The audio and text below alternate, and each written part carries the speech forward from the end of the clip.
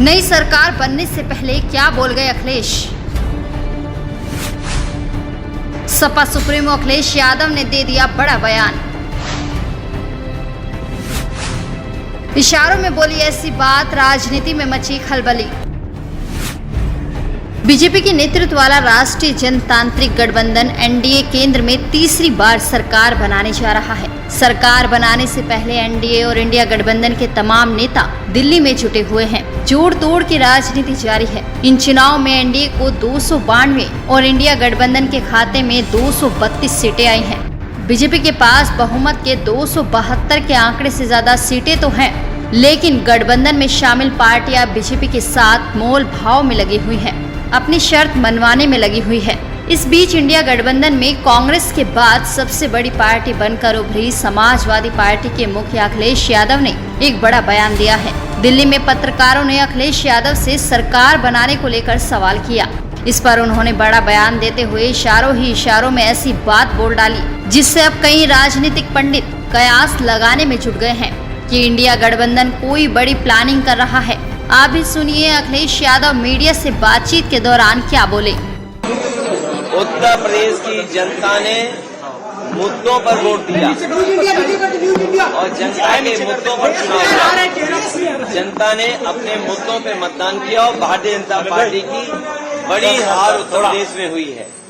जहां तक सरकार बनने का ना बनने का है, सरकारें बना करती हैं, सरकारें गिरा करती हैं। सरकार में बहुमत नहीं हो तो बहुत लोगों को खुश कर करके सरकार बनानी होती है।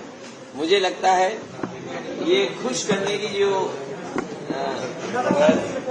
कदम चल रहे हैं, खुश करने के लिए जो फैसले हो रहे हैं, और सब गिनती का सवाल होता है। सरकारें जब खुश करके बनाई जाती हैं तो कोई और खुश कर देगा तो उधर चले जाते हैं।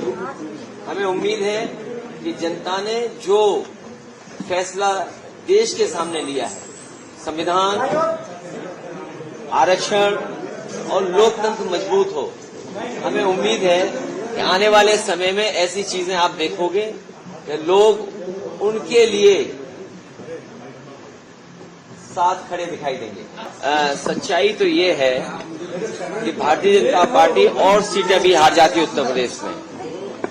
भारतीय जनता पार्टी और भी सीटें हारती उत्तर प्रदेश में। आप जब अयोध्या का नाम ले रहे हैं, अयोध्या की जनता का मैं धन्यवाद देता हूं। अयोध्या की जनता का दुख दर्द आपने भी समय समय पर देखा होगा। उन्हें जो उम्मीद थी वहां की जनता को, जिस तरह के सरकार का कामकाज था, लोगों को मुआवजा नहीं दिया सही जमीन का, लोगों के साथ अन्याय किया, आपने मार्केट की कीमत से जमीनें नहीं ली उनकी। जब लैंड एक्विजिशन करने के लिए आप चले तो आपने दबाव बना करके, झूठे मुकदमे लगा करके उनसे जमीन छीन ली।